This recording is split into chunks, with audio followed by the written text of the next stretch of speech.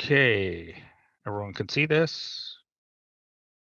And so I just wanted to show you guys as well what we're going to be talking about today. The So Weather Network? Oh, Weather Network is a great website for seeing what a display ad looks like in different sizes. So we've got different ones here. And then this SEMrush one is also a display ad that people have been bidding on. And this is kind of what it looks like when it's out in the wild. I figured I'd show you guys this so you get an idea of when you see these pop up on new websites, you know that that's a display ad and someone's bidding on that. And so, okay, so we're going to be talking display campaigns and Google Ads. And we're going to be covering over we've covered this already as defining what are the display ads, how are they different from search ads. We'll also be going over how to structure the campaign, so what to think about at each level, and especially when you're naming things, so you can keep it all clear in your head. And the last part we'll actually be building it. So it's going to be working off of the search campaign that Pip did. I'm going to be creating it as a display campaign. So we've covered this part, but it's the visually engaging ad. So, it's not just text, and it's being shown across websites, apps, and the Google properties. So these should also include discovery. So if you have a Pixel phone, you'll have a discovery feed, and there also will be your Gmail. So you'll notice that if you go to promotions tab in your Gmail, you might see ads in there. And usually they're e-commerce because of people just put on smart campaigns, and that's where it happens if you do a smart shopping campaign. So this is what we did the last time when we looked at how to structure it, right? We've got the account, it has campaigns have ad groups, and then the ad groups have the ads. With display, there's actually not just keywords. There's going to be there's so much stuff we can bid on. And most of it is going to be done actually at the ad group level. The ad level doesn't do as much, but for display campaigns, the ad group does a lot of the heavy lifting. And we see that because, so I just got to move this to the side. So we've got it. I kind of think of it in each level is targeting a different component. So the campaign level is going to be going after is the service, the product, maybe a launch, we're doing a fall sale, something like that, where it's like the big overarching idea. And then it's also going to have location targeting because only the campaign you can do the location targeting. And then one step down from that is going to be the ad groups. And so those ad groups, we typically break them out. You'll see there'll be, and we'll cover this in the next slide as well, but it breaks down into the audiences. And because the audiences, you want to have them all kind of separated out at the ad group level. And even if the ads themselves are the same, you're going to be targeting people differently. And you'll see when I break down the audiences and then also the ads. We can have ads that are tailored to the audience targeting. And this will be so with the retargeting that Pip was talking about is maybe you pitch someone one way and that didn't work. So the emotional pitch didn't work, but the logical pitch you want to try that one. So it'll say that if they're in the retargeting group, okay, send them this ad because they've already seen the opposite one. So instead of spend more time with your family as the emotional response, it's earn 5x more by taking this course. So, you're doing a different pitch. And so that's a way that you could really fine grain all of these details out.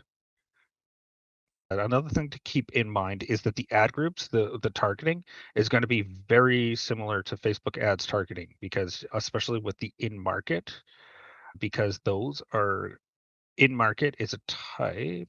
So I'm just going to skip to this one for one sec, just so I can show you explanation.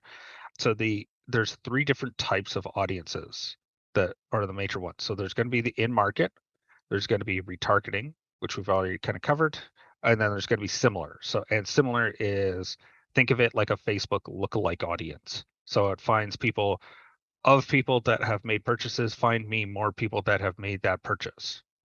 So it's going to be that's kind of the idea. The in market is people who have made some sort of choice, like you have Googled, like say you're planning a wedding and then you're Googling a lot of stuff about weddings. And so then Google identifies that, hey, this person is in the market to learn about weddings. So there's also different demographic data could be in there. So it could be like, married, has children, income brackets. You don't want to go too rigorous on the demographic data, mostly because you can run afoul of good faith advertising. Um, that does a lot of stuff, especially if you are doing real estate. They really don't like you using a lot of demographic data on that part because people have been bad in the past. And so, one other thing I wanted to, we've already touched on this one, is that the campaigns are very cheap cost per click, you know, talking 10 to 50 cents for a click. So, very inexpensive. Can really get your budget to go very far, but it doesn't always convert. We've had a couple of audiences that it does convert pretty well for, like GoTo Productions, Pip. That's one I was thinking of. But theirs is a very visual medium, so the text ads don't necessarily convey it as well as seeing a display ad with the same copy with it as well.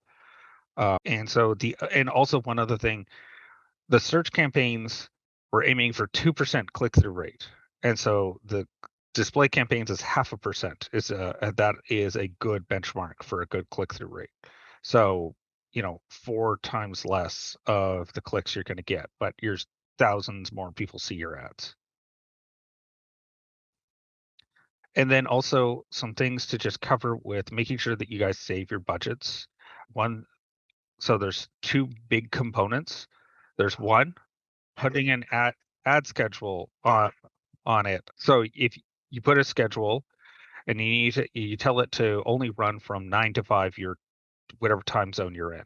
And what that does is if you do not put that at midnight, all of a sudden your budget gets released for the day, like what you've assigned for the daily budget, and they will just I've seen it where it literally does a huge bump and then drops off because you burned through all your budget.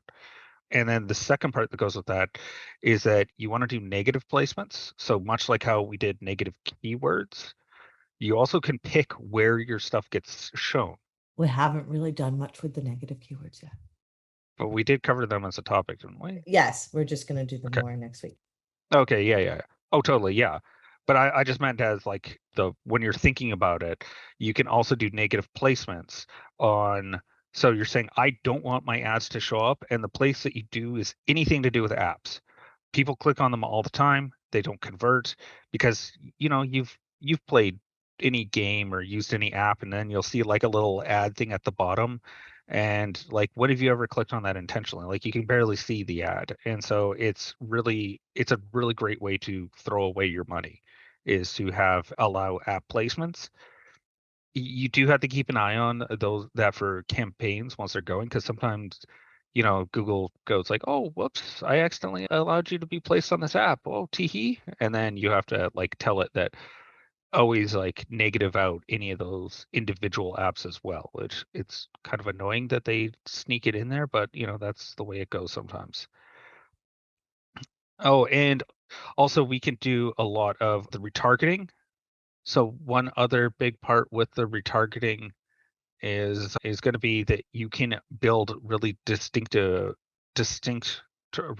audiences. So you could say that maybe the person landing got on the landing page, but they didn't get to the thank you page. So that tells you that they didn't convert. Oh, okay. So that means like it's not just every person that visited the page. You can even filter out and get more specific to I want people that came to this page but didn't make it to this page. Or another example is with e-commerce.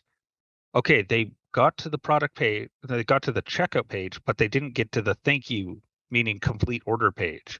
So that means that they dropped off somewhere in the actually filling out the form or filling out their info in the checkout.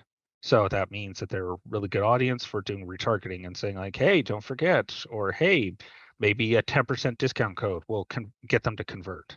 And so that it gives you all kinds of options because they did one thing, but they didn't do the second thing that would have meant that they completed the purchase or filled out the form.